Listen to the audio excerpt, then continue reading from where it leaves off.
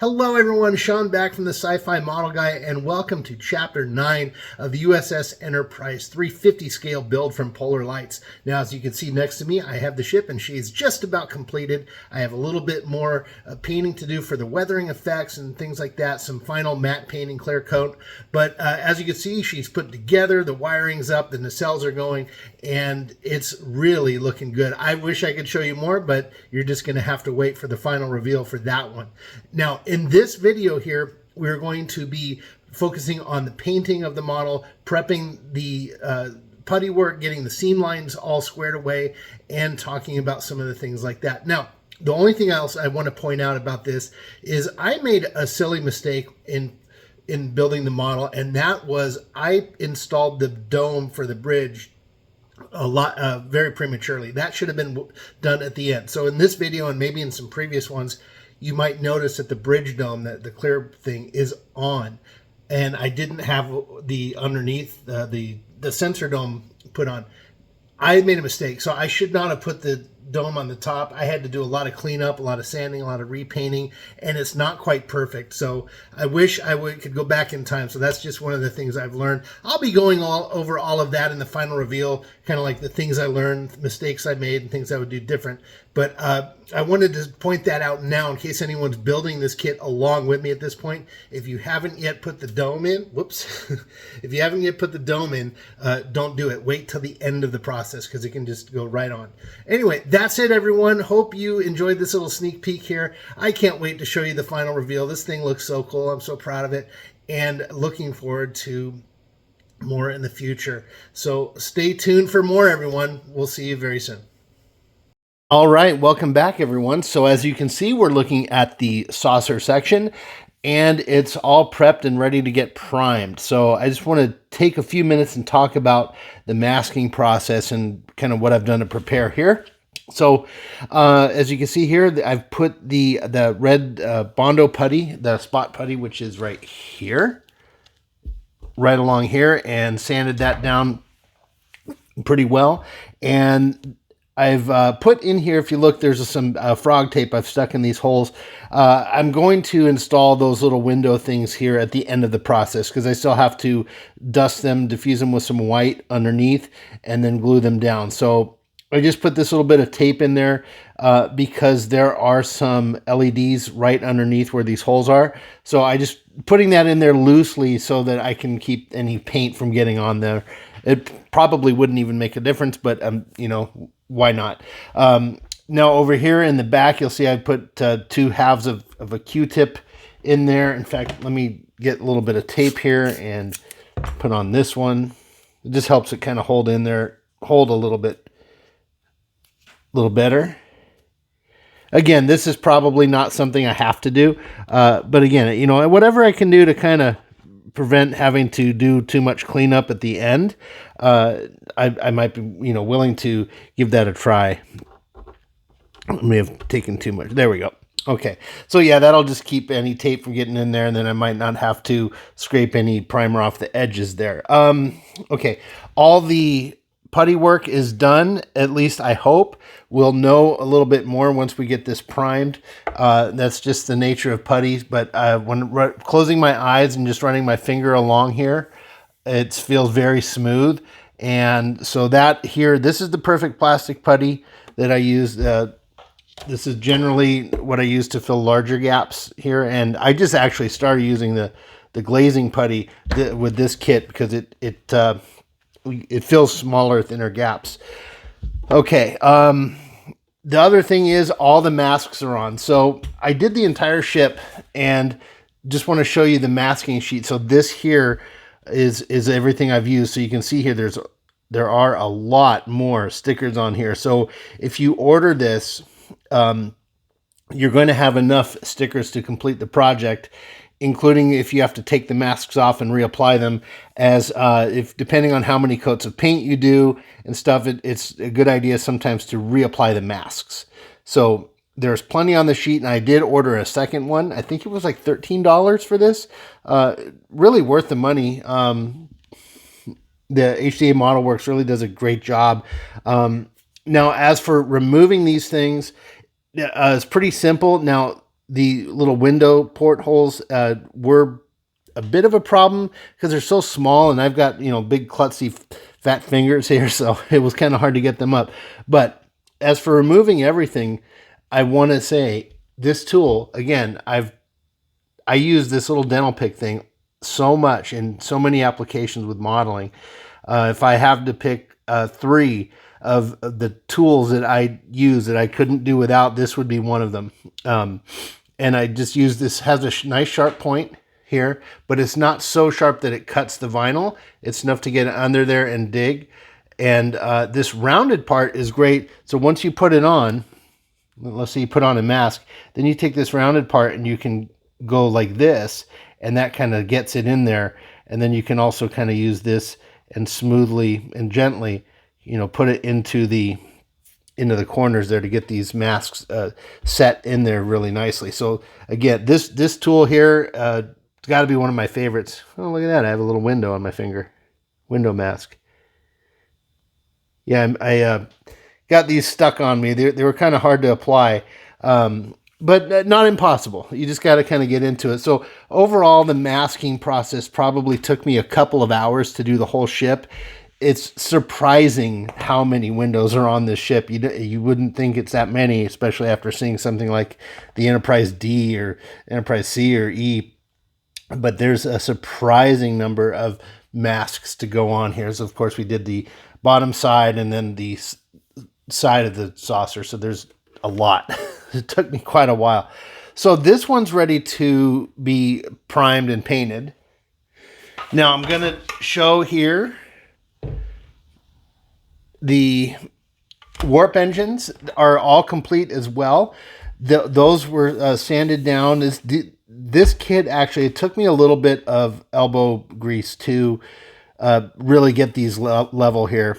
Just these pieces didn't go as flush nicely together as some of the other pieces in the kit, but it wasn't impossible.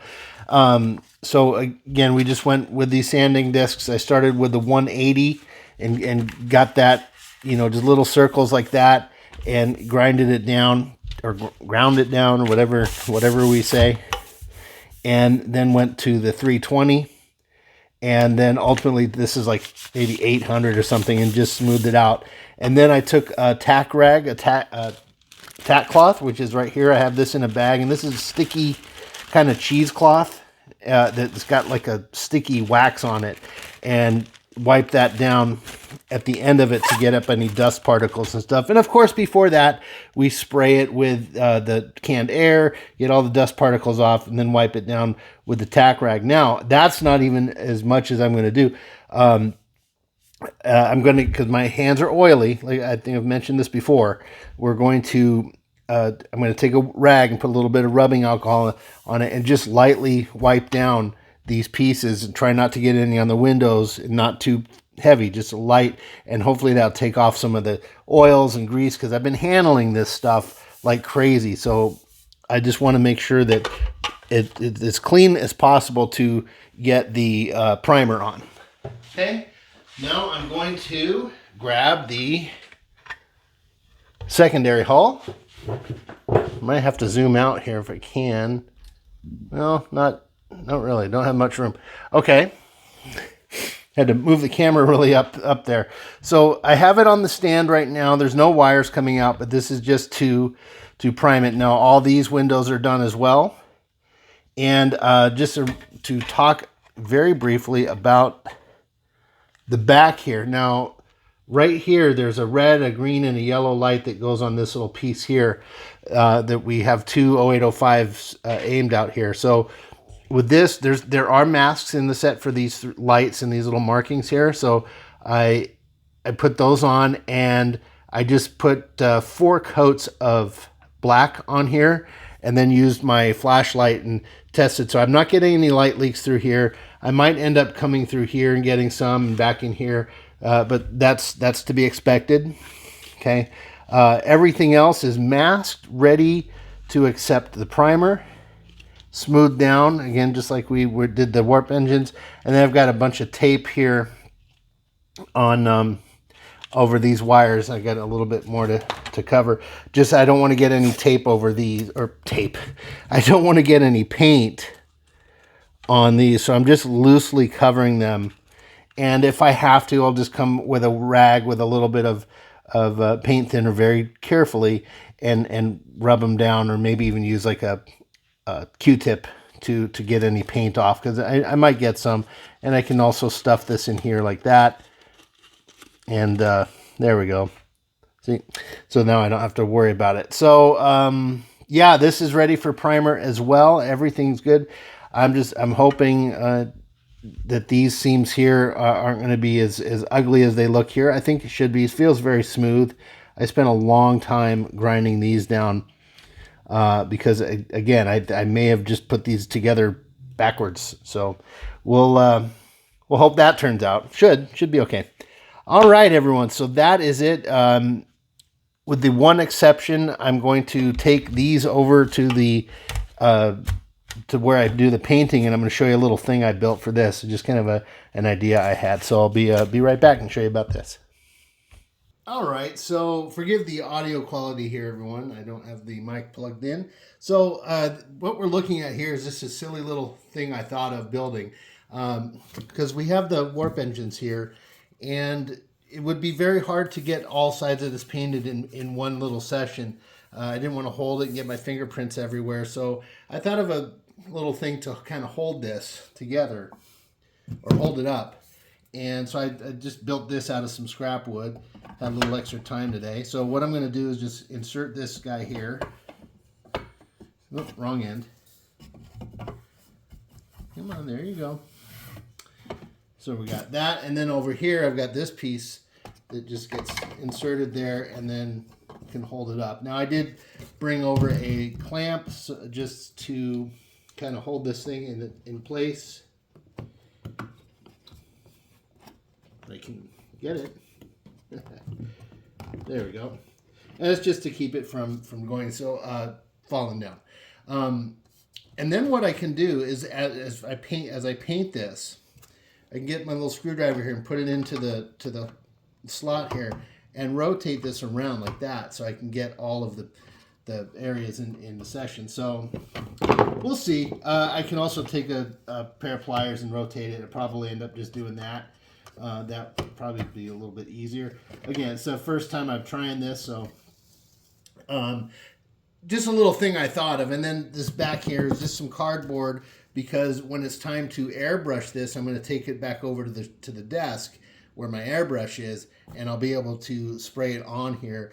And the cardboard's there just to protect the back spray, so I won't have to, this thing will catch most of the paint instead of my shelving stuff, so, which I'll cover anyway. But anyway, yeah, again, had a little time. I like to tinker with some stuff like this, so I'll find out how it goes and we'll let you know. And I know that some people could just hang it, using a coat hanger or something like that, and that might work just as well too. But I'm going to be painting this with my airbrush, so I had to think of a different method to do it. So this is a little portable thing. So we'll see. Anyway, thought I'd show you that. Gonna go ahead and wipe everything down like we talked about, and then I'll prime it, and then we'll come back with a primed model. Be right back. Okay, so all of the primary priming is done now. And before we go any further here, I wanted to take a moment and talk about some of the extra light blocking I had to do. So I'm going to throw up some pictures here on the screen of the ship before I did the priming on the outside, and these were pictures I took and with the lights off. So before you get to the priming area, and I almost messed up here because I actually did put a light coat of primer on the ship, and then realized, wait a minute, I need to check for these light, not the light leaks so much, but as the light spots on the ship. So there were a few, throwing them up here. We had some on the bottom of the hull, over here by the shuttle bay, some along the belly of the ship. I had a couple minor ones on the neck, and then some here, and then also on the front of the ship where the deflector housing is. there's this little ring here, and that started glowing too. And I remember seeing a warning from Boyd about that. You're going to get this weird glow on the ring. I had light blocked on the inside of this really well, so I thought. And then come to find out, when I put the thing on, there was still this kind of a halo there. So really good idea, folks, if you're doing this before you start hitting it with any primer. Turn off all the lights in your shop, as many as you can, throw on your power, and then look for those spots.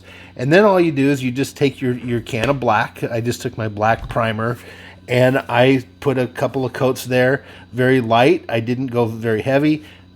And then turned on the light, and I saw they were gone, and I took care of them, and then I came back over with the primer. So anyway, so we did that. All that light blocking is good. There's nothing showing through.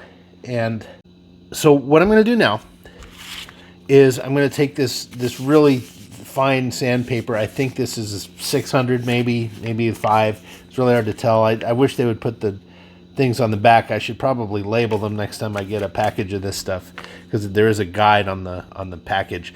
Anyway, it's very thin. It's a lot less than the 320. And all I'm going to be doing is going through the all the primer. This is the warp cells here, and I'm just going to just very gently. I'm not doing it very hard, and the whole purpose of this is just to knock down any potential drips. Like sometimes if paint splatters, you'll get like a little bump on there. I just want to knock those off and make it super smooth, and this feels great. So this is going to be ready, and then I'll wipe it down with the tack rag again, which is right here. And after I wipe it down with the tack rag, I will just get a clean cloth and make sure that I get anything left over off of there. Another hint again. Make sure you rub your hands with ISP before you start touching this stuff. Get your hands nice and clean, or wear gloves, actually, would be probably something I should be doing. So I'll go ahead and do that. I'll throw on a fresh pair of gloves, so I don't want to deposit any more oil on this than I have to, even though I'm pretty dry right now. So, all right, that's it for here. Next section is going to be, I don't know. I'm going to get this all sanded down. Oh, that's what it was. So once everything's sanded down and smooth and ready to take start applying the color of the Tamiya XF12, I'm going to remove all of the masks and then reapply them. Like we talked about before, since I did do a lot of light blocking, I put extra here. I did a whole light on the neck of the ship, on the side here, and underneath on the belly. The masks are starting to accumulate a lot of paint here, so I want to take them off and reapply them. I have plenty of masks on my sheet. I have a secondary sheet that I ordered, and so I don't want to go sparingly on this. I mean, if you think about it, yeah, you might have to buy the extra mask a little bit, but if you consider that this kit is somewhere around $130 to $150, depending on where you get it and when, and the amount of paint that you're putting in there, and the nav boards and the wire and all of your time, an extra $10 to get an extra set of masks, to be sure, really will, it makes sense to do that, in for a penny, as they say. So if you're going to do it, I say do it right, and we'll go. So I'm just feeling the paint here. It's very rough, so this sandpaper will smooth this out really nice. Now, we're not taking down tons of paint off of this. It's just to smooth it out and to kind of equalize it, because some areas we may have been a little more heavy-handed with the paint than others. Okay, and then we're going to take that off and reapply, and then start going. So this is very smooth. All right, so I'm just going to sand this down and reapply. It's probably take an hour or two to redo all of the masks, and then we'll come back with the next segment here. I don't know exactly what it's going to be. Probably going to paint the warp nacelles and get those set up with the Bussard collectors. I think that'd be a good place to go next. All right, catch you in a minute, everyone. Okay, so got the warp nacelles in front of me, and I've done a little bit of painting here. So this was kind of a trial coat. I just loaded the airbrush with 1 cup full, or about a half a cup full of the Tamiya XF12, and I just wanted to make sure that it was going on well as to check out the seam lines. So one of the things you'll notice as you model is that if you get some putty and you fill in, you think you got your seam lines good and you're sanded down and you prime your piece and it's all white and everything, you really don't know how good those seam lines are until you kind of put a darker coat on it. So I know a lot of people will choose to put a gray primer to kind of see where that seam line is. You change the color and you just see a little bit more contrast, and it does help to see areas you've missed. So that was kind of the purpose behind what I did there. Excuse me. So, I put it on. I was expecting to find some flaws, and I did. And I was happy to see that there weren't too many. So right here is the seam, this where I'm tracing my finger here. And on the edges here, yeah, you can see them on the camera. On the edges here are where I missed a little bit. So after I painted that, let it dry for a day. I probably didn't have to wait that long, but work and all that kind of stuff. Then I went through with my red putty, the red glazing and spot putty from Bondo, and just put a little bit in these problem areas. And I really shone the light on it like that, and really got close up and looked for them because I wanted to get rid of these seam lines as much as possible. So I took care of the edges on that one here. And this one here, this nacelle, was a little bit worse for the wear. It had quite a fee, and you can still kind of see that line where I've sanded. And so I did put the putty there, sanded that down real quick, and you can see there that even just using the 320. This is the 320 sandpaper. Just using that's all you need for this red putty. You don't need very thick grit paper. This 320 will knock it off really well for you. But even going very lightly with that, I ended up taking off some of the primer for this, so you can really see how that is. And if you notice here, you can see particularly this part here, there's a little line of red. That's what I was hoping for. So that is an area where I missed, and the red putty filled it. And now when I run my hand over this, now what I like to do personally, I close my eyes and I run my hand up and down and do it in circles, and I try to feel for bumps, for ridges. I might use my fingernail and go back and forth, what little fingernail I have, or maybe even a cardboard, a credit card, a playing card, something like that to feel this ridge. And if you can't feel it with your fingers and that, then you have a better chance of not seeing it once you paint it. So you'll never, well, I won't say never, but it's very hard to get perfect on this. So on this part here, I debated. I almost didn't even do it, and then I had to catch myself saying, no, I want this model to be as perfect as possible. So this one, I'm really taking my time with. If this was just for myself, I probably wouldn't have gone this extra step. So this one's good. And even here, you can see there, I rubbed off some of the gray paint. Now it's just with this like 600 grit, and I just went like that, and it takes it off. The other thing is over here, when I sanded, I got my little dental pick tool, and there's a little ridge here. So I picked out that powder, and I'll have to take the can of air and blow this dry, re-wipe it down with the tack cloth, and then go over a little bit with some primer, especially in these areas where I rubbed it off. Not too much, not too heavy, just a little bit more primer here, and on the areas where I sanded kind of close to that bare plastic. I want some primer on there before I go ahead and put the final coats of gray. So this nacelle I've done. And this one, I've done this side, and I'm just left these little two bits here, and I want to demonstrate the sanding technique that I'm using. So I'm going to take the light a little bit and get a drink of water here. Okay. And I've got the 320 grit sandpaper, and I'm just going to do very light circles here. trying to stay within this little width here. I don't want to go too far either way on the piece, because that obviously there's no seam and I don't want to sand any more than I need to. So very lightly, very small circles, alternating the direction of them, sometimes going up and down.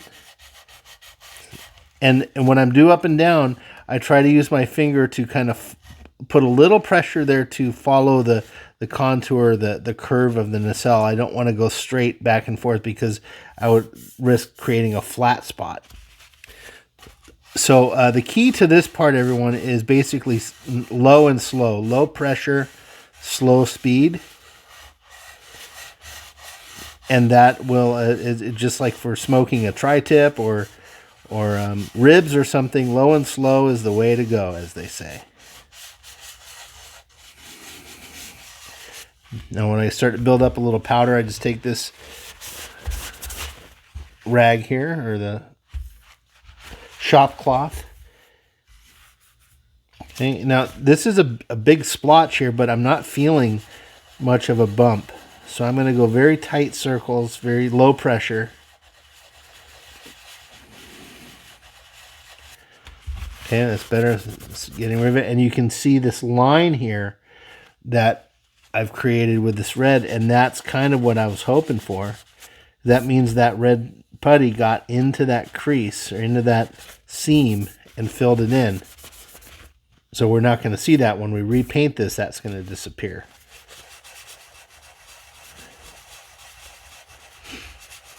Okay. Yeah. That's gone. We'll just finish this up here. So this is a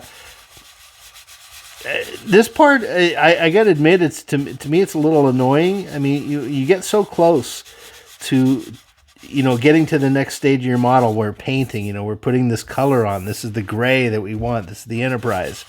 And we want to get moving on this thing, start doing the cool stuff. And it's very easy to get to a point and go, I want to get to the cool stuff.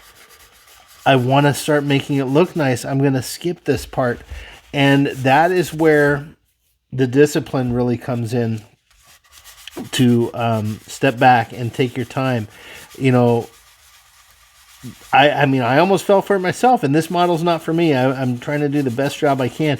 And even I had to tell myself, you know, Sean, this is going to take an extra day. You know, I was hoping to take, you know, knock a day off of the project. And I'm like, well, I just kind of added one. And that's kind of hard to swallow, especially, you know, you've been working on a piece for a month or two. And you know, you get the mojo going, you want to keep moving on it, and something like this, you're like, well, I'll just let it go. You know, try not to. So I'm glad, you know, that I had the discipline to stop myself from doing that. I'm forced to ask myself, you know, if this was just for me, would I be doing this? It's hard to say. I'd like to say yes. But you know, you never know. So anyway, I'm just going along here, feeling along for some edges here, just in case I might miss any, and I don't feel any. So we're gonna take the tack rag. I'll just go ahead and do this part here. This is this real sticky stuff. Usually I have to wash my hands after touching this because you get the sticky residue. Okay. Just wiping it down, getting any dust particles off. I'll blow it with the can of air after, and then when I'm done with this, I'll take it over and just give a few, a light coat, a few shots of the white primer, which is here, the Tamiya Surface Primer. I haven't recorded any of that. I think I've shown enough painting in enough videos to go with that, but basically just a very quick 5-second recap of that. When I'm spray painting, I try to start off of the piece I'm painting on and then work into it. So that's pretty much the philosophy. You don't get too close to it, and you don't start your spray right over the piece. You get over it. That's what I will repeat that forever. So, okay.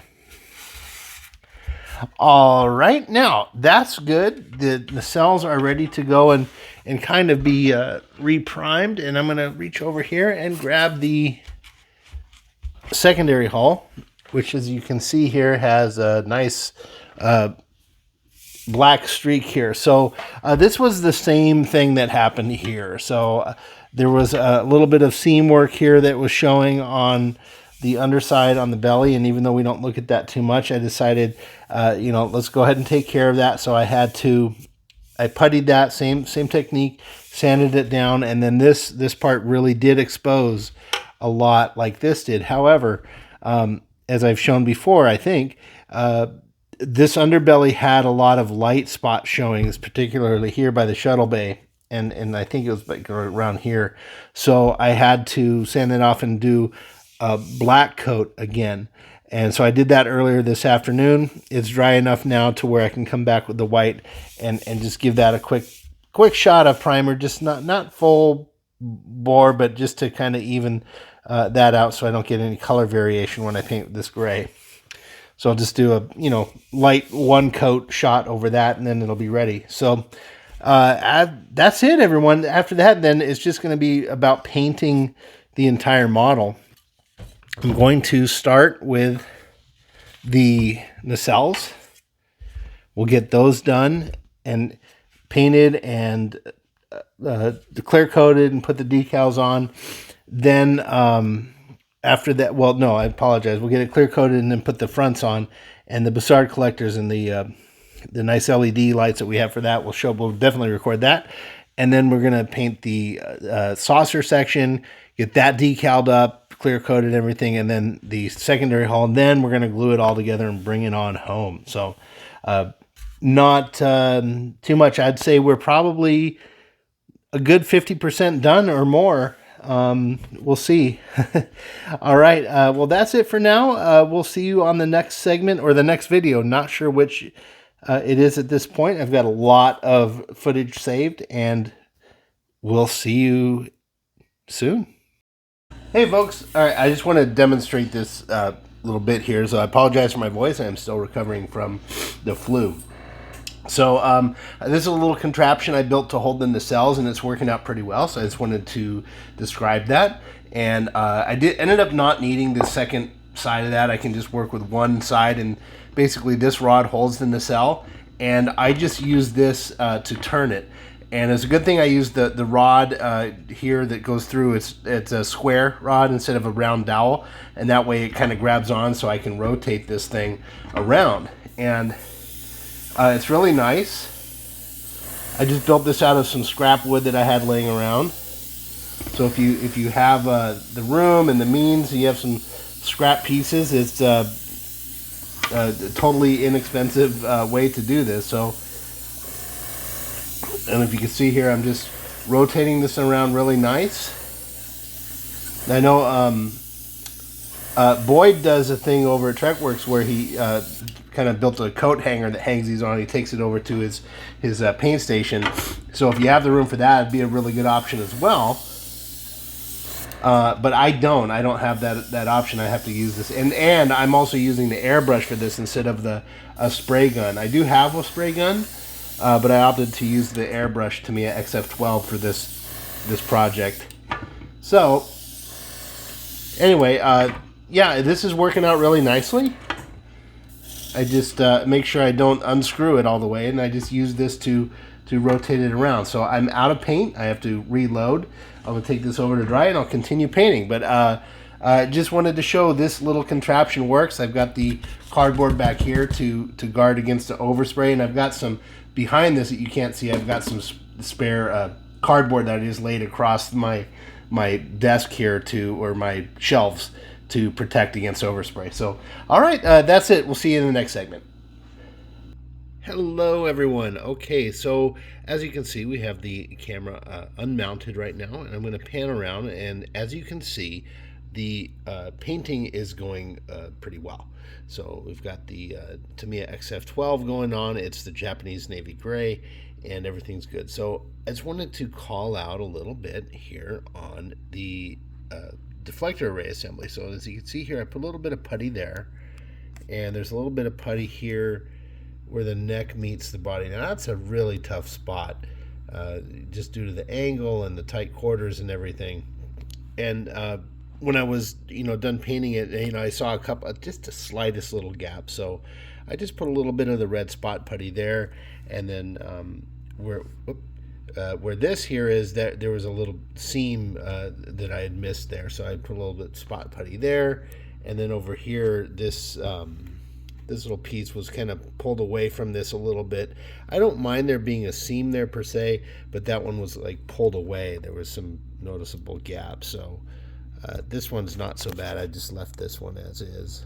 So that one looks okay. I don't need it to be seamless, because it obviously, to me anyway, this piece is a noticeably different piece than this. So like you can imagine that this would be disassembled in space dock or something and put back on. I think I'd put a little bit down here. Yeah, I did.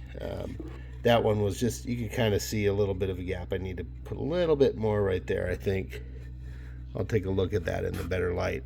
And moving on here to the saucer section. Sorry, I had a little pause there and reset.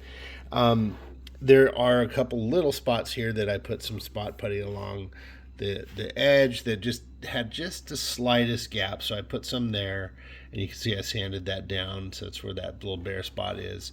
And there, and then also the impulse engines right here on the corner, it was just a little bit ugly, so I put some putty there and then sanded that down.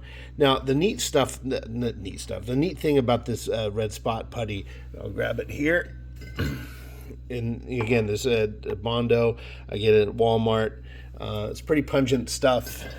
The neat thing is, it takes about 15 to 20 minutes before you can sand it. So if you find any little spots, you put it on, let it dry for a little while, sand it down, and you're good to go and continue painting. So I'm going to be continuing here to paint the saucer section. I've got the bottom part pretty much done. It'll need another coat here, and then sanded down, and then maybe brushed one more light coat. I might go like the whole ship gets one final little dusting. But this will need a couple of coats to get good, dry overnight, and then once again. So it's a process. Takes a few days to paint this thing. And then the secondary hull that we showed earlier, that'll get another coat, of course, and then we'll start putting this all together. So painting's going really well. This will disappear. So I'm gonna hopefully the cleaning of the airbrush right here worked, and I won't get any more splatter, and just adjust my air pressure a little bit and see what's going on, because humidity and temperature and how much you've thinned the paint, all that stuff takes into account. There's no one magic formula for this stuff. It varies depending on your conditions. So all right, I have talked enough, and we'll see you in the next segment. All right, everyone, I just want to take a couple minutes here and talk a little bit about the effects of the matte clear coat that we're putting on. So we're using the Duplicolor matte wheel spray, which it's about $12 a bottle. We've talked about that before, and I've always mentioned that when you spray on your clear coat, that it will darken the shades a couple notches. So I thought I would take this opportunity to kind of illustrate that. So here are the two warp nacelles. Now this one here I have sprayed with 3 coats of the matte, so it's all done. You can see there's a nice little bit of reflection on there. It's not too bright, it's not too dull, and it really sealed in the paint, really kind of evened everything out. And then over here we have the other nacelle, which I have not yet painted. So just on the surface level, you can see, hopefully, that this one here on the top is a little bit darker. Let me turn the light a little bit. Maybe that will help. Oh, it's starting to rain. I've got the garage door open and had some lightning. A little bit of a sudden thunder shower. So anyway, yeah, you can really see this. Now this one's a little bit dull too. You can see a little bit of the reflection there, and maybe it's just not as apparent on the camera as it is in person, but I can really tell the difference. And when you can or when you spray it, you'll be able to see. So this is just a good example of what to expect when you clear coat your kit. Whatever color you paint it and you're going to clear coat it, expect it to drop a little bit. So there's a little bit of a difference there. So anyway, I just thought it would be interesting to show that. I'm going to go back over to the spray area near the door and finish this nacelle here and keep moving along.